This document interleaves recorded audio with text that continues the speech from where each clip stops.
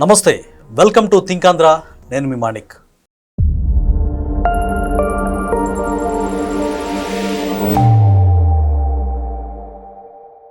Mining don గాలి జనార్దన్ రెడ్డికి కోర్టులో శిక్ష పడిన విషయం మనకు తెలిసిందే. 7 సంవత్సరాలు ఆయనకి శిక్ష విధించింది.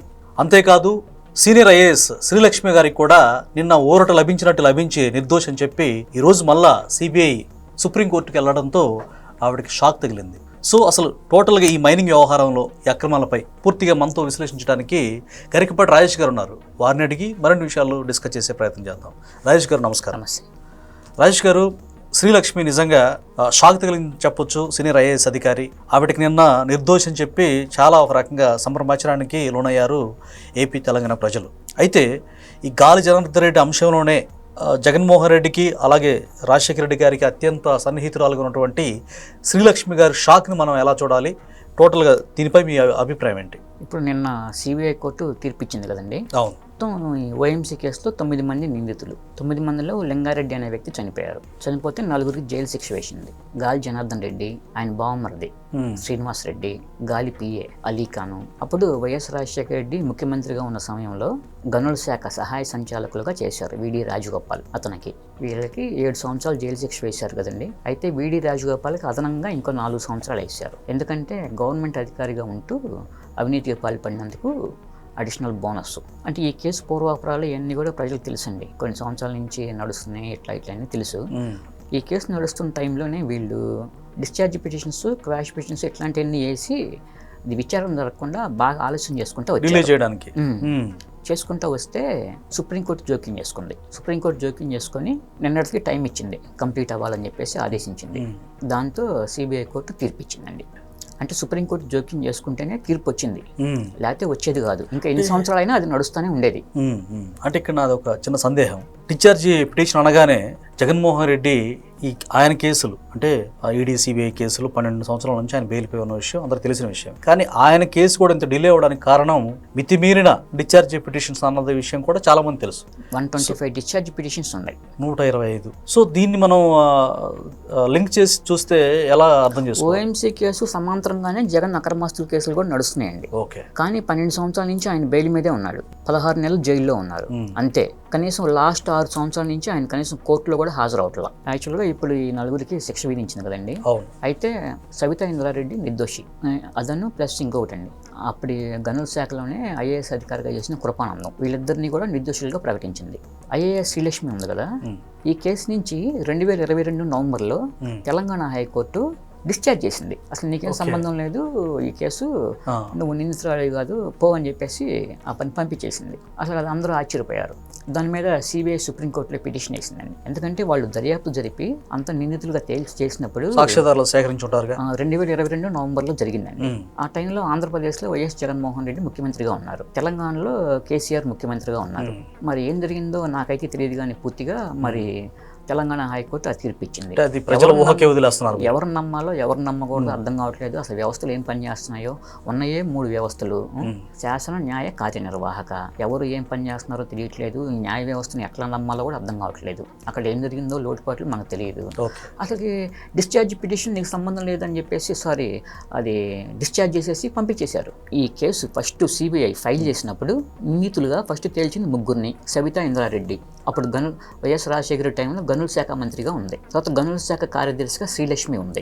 అసలు వీళ్ళ 3గురిని ఫస్ట్ నిందితులుగా చేరిస్తే ఆశ్చర్యకరంగా ఇవాళ తీర్పులో ఈ 3 నిర్దోషులను తేలింది. మొదట్లోనే కొట్టేసింది కాబట్టి 2022 నవంబర్లో శ్రీలక్ష్మిని తీసేసినా కూడా సవితా ఇంద్రారెడ్డి, కృపానందం నిర్దోషులుగా తేలారు. సవితా ఇంద్రారెడ్డి ఒక మాట చెప్తున్నారు, నేను ఎటువంటి దానికి పాల్పడలేదు, అందుకనే కోర్టు నాకు తీర్పిచ్చింది అంటున్నారు. యాక్చువల్గా ఆ రోజు ఆమె గనుల శాఖ మంత్రిగా ఉన్నప్పుడు తన దగ్గరికి ఫైల్ వచ్చినప్పుడు ఇది నాకు సంబంధం లేదు, నాపై అధికారి అంటే ఏమో మంత్రి కాబట్టి ఏమో పై అధికారి ఎవరు, ముఖ్యమంత్రి, వాళ్ళ ఒత్తిడితోనే దీన్ని డీసెంట్ నోట్ అంటారండి. ఆ ఫైల్లో కింద రాస్తారు డీసెంట్ నోట్ అని చెప్పేసి. నాకు సంబంధం లేదు, ఇది వాళ్ళ ఒత్తిడితోనే చేయాల్సి వస్తుంది, దీని తర్వాత జరిగే పరిణామాలకి నేను బాధ్యుని కాదు అని చెప్పేసి కాను అని చెప్పేసి రాసి పంపించేస్తారు. కానీ సవితా ఇంద్రారెడ్డి రాయిలా, డీసెంట్ నోట్ రాయకుండా నిర్దోషిగా తేలారు. అంటే ఆమె ఒక 2 పాయింట్లు చెప్పింది. ఆ 2 పాయింట్లు బేస్ చేసుకొని సిబిఐ కోర్టు నిర్దోషిగా నిర్ధారించిందండి. ఆ 2 పాయింట్లు ఏంటంటే, తన దగ్గరికి ఫైల్ వచ్చింది. ఫైల్ వస్తే అందుట్లో క్యాప్టివ్ మైనింగ్ అని ఉంది.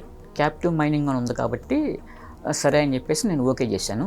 కానీ జీవో విడుదలైన తర్వాత క్యాప్టివ్ మైనింగ్ కాదు అది అని చెప్పేసి చెప్పింది. యాక్చువల్ క్యాప్టివ్ మైనింగ్ అంటే ఏంటంటేనండి, వీళ్ళు ఏదైనా తవ్వుకుంటున్నారు అనుకో, ఒక కంపెనీ తవ్వుకుంటున్నప్పుడు దానికి సంబంధించిన ప్రొడక్షన్ అంటే తయారీ, వాళ్ళు తవ్వుకున్న బొగ్గు కావచ్చు, ఇనప ఖనిజం కావచ్చు, అది ఏదన్నా కానీ దాన్ని వీళ్ళ కంపెనీలో వీళ్ళే తయారు చేసుకోవాలి, వాళ్ళే ఉపయోగించుకోవాలి.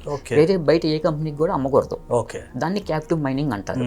ఆ క్యాప్టివ్ మైనింగ్కి విరుద్ధంగా వీళ్ళు ఐరన్ ఓర్ని ఆ రోజు చైనాలో ఒలింపిక్స్ జరుగుతున్నాయి, ఆ స్టీల్కి విపరీతమైన డిమాండ్ ఉంది, వీళ్ళు అక్కడ భారీగా అమ్మేశారు, 100,000 కోట్లు కూడగట్టారు. అందుకని చెప్పేసి నేను అది క్యాప్టివ్ మైనింగ్ అని ఉంటే ఓకే చేశానండి. కానీ తర్వాత జీవోలో మాత్రం అట్లా లేదని చెప్పేసి సబితా ఇంద్రారెడ్డి చెప్పిందండి. అక్కడ సేవ్ అయింది, అక్కడ ఆ పాయింట్ని తీసుకుంది. ఇంకో పాయింట్ ఏంటంటే విడి రాజగోపాల్, శ్రీలక్ష్మి వీళ్ళిద్దరూ కలిసి అంటే యోగులాపురం మైనింగ్కి ఇచ్చిన గనుల లీజ్ ఉంది కదా, దాని పక్కనే APMDC Andhra Pradesh mineral mining development కార్పొరేషన్కి అక్కడ 25 ఎకరాల ల్యాండ్ ఉంది అంటే మైనింగ్ తవ్వుకోవటానికి.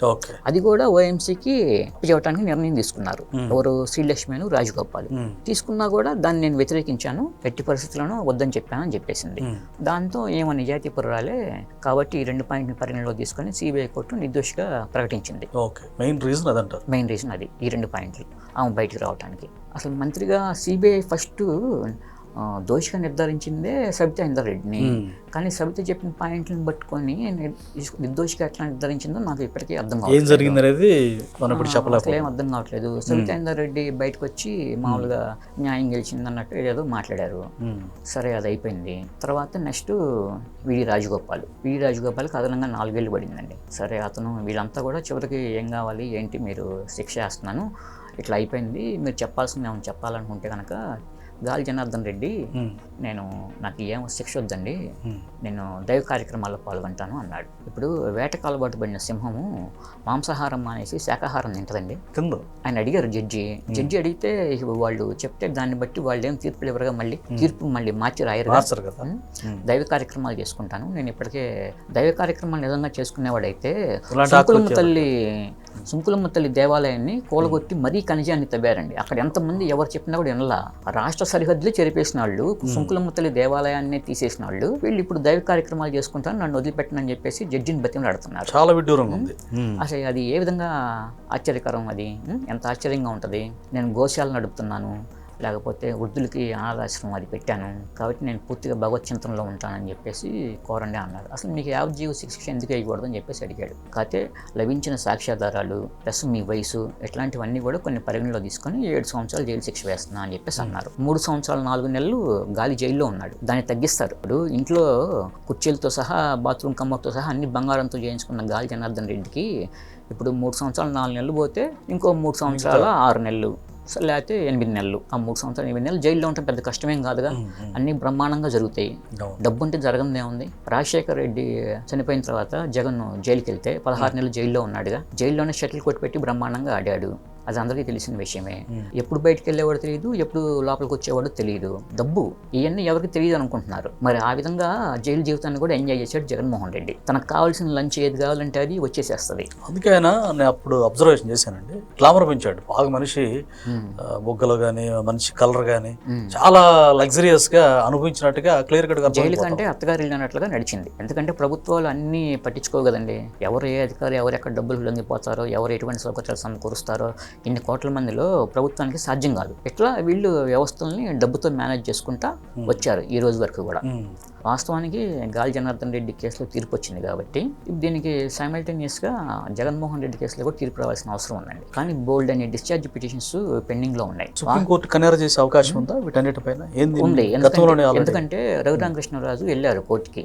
వెళ్తే ఇన్ని సంవత్సరాలు బెయిల్ మీద ఉండటం ఏంటి, తర్వాత అసలు సిబిఐ ఏం చేస్తుంది, మరి ఇన్ని పిటిషన్స్ ఉంటే ఇంతవరకు దర్యాప్తు జరగకుండా అతను మామూలు కోర్టుకి రాకుండా ఇంత జరుగుతుంటే అసలు what is this non sense, ఏం జరుగుతుందని చెప్పి మొత్తం నాకు నివేదిక కావాలని చెప్పేసి అంటే సిబిఐ 2 వారాలు నివేదిక అందజేసింది. వెంటనే దాన్ని మొత్తం పరిశీలించి సమ్మర్ హాలిడేస్ అయిన తర్వాత నేను మొత్తం తీర్పిస్తాను, దాన్ని బట్టి ఏం చేయాలనేది చెప్తానని చెప్పేసి సుప్రీంకోర్టు బెంచ్ చెప్పిందండి. అంటే ఆ రోజు కూడా ఈ ఓఎంసీ కేసు సుప్రీంకోర్టు బెంచ్ చెప్పింది కాబట్టి మొత్తం దర్యాప్తు పూరై ఇప్పుడు తీర్పు వచ్చింది పూర్తయిన తర్వాత. సిబిఐ ఇండివిజువల్గా తీసుకున్న నిర్ణయం కాదు, సుప్రీంకోర్టు ప్రజల మీదనే త్వరితగతిని తీసుకున్నట్టు. అవును, తీసుకుంది. సిబిఐ కోర్టు కూడా త్వరగా అయినా తేల్చింది. అట్లానే సుప్రీంకోర్టు రేపు సమ్మర్ హాలిడేస్ అయిపోయిన తర్వాత జగన్కి కేసుకు సంబంధించి ఆదేశాలు జారీ చేయబోతుంది. దాని మీద కూడా అప్పుడు సిబిఐ కూడా త్వరగా తేల్చింది. ఇప్పుడు దాకా ఏంటంటే జడ్జిల్ని ట్రాన్స్ఫర్ చేయటం, విచారణ కీలక దశకు వచ్చిన టైంలో జడ్జిలు ట్రాన్స్ఫర్లు అవుతారు. కనీసం మొన్న ఒక 2 సంవత్సరాల టైం కూడా గడవకుండానే ఇంకో జడ్జి ట్రాన్స్ఫర్ అయిపోయారు. ఎందుకంటే అసలు ఈ కేసులు మొత్తం తెలుద్దామని గట్టి పట్టుదలతో ఉన్నారు ఆయన. ట్రాన్స్ఫర్ అయిపోయారు. అట్లా ట్రాన్స్ఫర్ అవడానికి వ్యవస్థల్ని ఎంతగా మేనేజ్ చేశాడు వైఎస్ జగన్మోహన్ రెడ్డి మీరు అర్థం చేసుకోండి. అసలు ప్రజలకి కాస్త కోసి ఇప్పుడు నమ్మకం ఉంది దేని మీద అంటే న్యాయ వ్యవస్థ మీద. మరి ఆ న్యాయ వ్యవస్థలో ఏం జరుగుతుందో ఆ లొచ్చుకులేందో అర్థం కావట్లేదు. మొన్న ఢిల్లీ జడ్జి కోర్టు 15 కోట్ల క్యాష్ ఏదో తగలబడిందని వార్త వచ్చింది. సుప్రీంకోర్టులో బాగా వాళ్ళు వెబ్సైట్లో పెట్టారు బాగా డబ్బున్న జడ్జిలు ఎవరు ఏంటనేది. ఇప్పుడు ప్రజల తరపున లేకపోతే పేదల తరపున న్యాయం కోసం పోరాడే వాళ్ళు ఎక్కడ ఉన్నారంటే భూతద్దం వేసి వెతికినా కూడా ఎవరు కనపడతల్లా. ఈ వైఎస్ జగన్మోహన్ రెడ్డితో గాలి జనార్దన్ రెడ్డి కేసులు వాదిస్తే గంటకి 1,50,000, 2 లక్షలు, 3 లక్షలు ఫీజులు వస్తాయి. దానికి ఆ విధంగా ఆలోచిస్తున్నారు కానీ లాయర్లు పేదలకు సాయం చేద్దాం లేకపోతే ప్రభుత్వానికి ఇక్కడ అన్యాయం జరిగింది ప్రభుత్వ కేసుల్లో విధంగా అంటే ప్రభుత్వ కేసులు అంటే ప్రజలకు సంబంధించిన ఆస్తే కదంతా కూడా వాటికి న్యాయం చేద్దామని ఎవరు ఆలోచించట్లా. తమ్ముడు ఇలాంటి వాళ్ళ తరపున కేసులు వాదిస్తే మనకు కొన్నాళ్ళు నడిచిద్ది, 3-4 ఏళ్ళు నడిచినా వాళ్ళకి తెలుసు ఇందుట్లో ఉంది ఇప్పుడు కాదు తర్వాత అయినా పడిద్ది అని చెప్పేసి ఉద్దేశపూర్వకంగా కొంతకాలం వాయిదా వేయించుకుంటూ వస్తూ ఉంటారు వీళ్ళకున్న తెలివితేటలు పరిజ్ఞానాన్ని బట్టి. అప్పుడు వీళ్ళు గంటకి 1,50,000, 2 లక్షలు తీసుకుని వీళ్ళు బాగుపడిపోట్ల లాయర్లు. అబ్బో న్యాయ వ్యవస్థలో కూడా మరి ఎన్ని లోపాలు ఉన్నాయో నాకు అర్థం కావట్లేదండి. ఇప్పుడు వచ్చిన తీర్పుని బట్టి చూస్తే దారుణంగా ఉంది. శ్రీలక్ష్మిని తెలంగాణ హైకోర్టు ఆ కేసు నుంచి ఎట్లా డిశ్చార్జ్ చేస్తుంది ఏమనుకుంటున్నారు? తమాషాగా ఉందా ఏంటి మీకు? సిబిఐ నిందితులుగా చేర్చినప్పుడు మీరు ఏ విధంగా డిశ్చార్జ్ చేస్తారు?